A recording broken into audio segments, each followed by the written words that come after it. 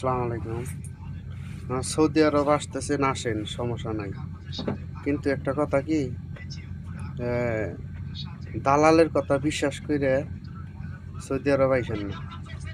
যারা বিদেশের বাইরে থাকে তাদের কাছে জানেন, শুনেন তারা কি বলে, ঠিক আছে?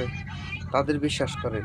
যারা সৌদি আরব এখন অবস্থান করতেছে বা আছে সৌদি আরব, ভাই, আত্মীয়-স্বজন, বন্ধু-বান্ধব যারাই আছে তাদেরকে বিশ্বাস করেন, তাদেরকে ফোন করেন, জানেন যে আমি এই কোম্পানিতে আসতে চাইতেছি, এই কোম্পানিটা কেমন হবে, ঠিক আছে? তাদের সাথেও যোগাযোগ করেন, জানেন, শুনেন। তারপরে তাদের কথা বিশ্বাস করে তারপরে দালালরে বলেন যে আমি এই কোম্পানিতে আসতে চাই। তারা যে কোম্পানির আসতে বলে সেই কোম্পানিতে আমি আসতে চাই। কোম্পানিটা কেমন, ঠিক আছে? এই কোম্পানিতে আমারে পাঠান। এটা বলবেন দালালরে। কিন্তু দালালের কথা শুনে আপনারা বিদেশে এসে বহুত প্রতারিত হইতেছে।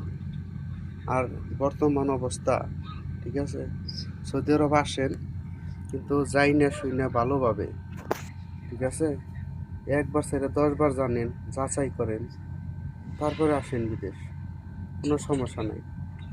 ভালো কোম্পানি দেখে, যেমন ধরেন এক কোম্পানি আছে, আল বাওয়ানি কোম্পানি আছে, 3CC কোম্পানি আছে, হ্যাঁ, তারপরে এই যে NBC ন্যাশনাল ব্লু, তারপরে আলমারাই কোম্পানি আছে, ঠিক আছে, তারপরে আরামকো কোম্পানি আছে।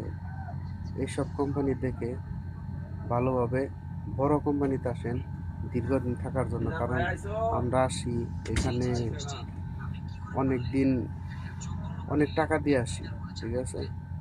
আমাদের আসতে অনেক টাকা লাগে।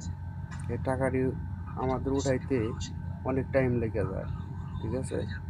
আর আইসাই যদি সাপ্লাই কোম্পানিতে পড়েন বা কোনো ঠিকাদারে দিয়ে পড়েন, বেতনও দেয় না ঠিক মতো, ঠিক আছে, আর হয়ও না কোনো কিছু। আর আমাদের যাইতে হয়, অবৈধ হয়ে যাইতে হয়, কারণ যাতে অবৈধ না হয়ে যাইতে হয়। তাই ভালো কোম্পানি থেকে ভালোভাবে চাইনা শুইনা তারপরে আসেন। দালালেরা তো বলবেই, দালালেরা ইনকাম করার জন্য হাসাই মিসাই বইলা পরে পাঠিয়ে দেয় সৌদি আরব।